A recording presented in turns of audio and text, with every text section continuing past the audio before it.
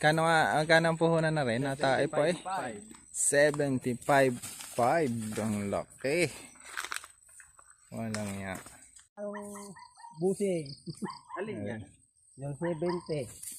Ang puhunan natin dati ay 70. Malaki? Masaka?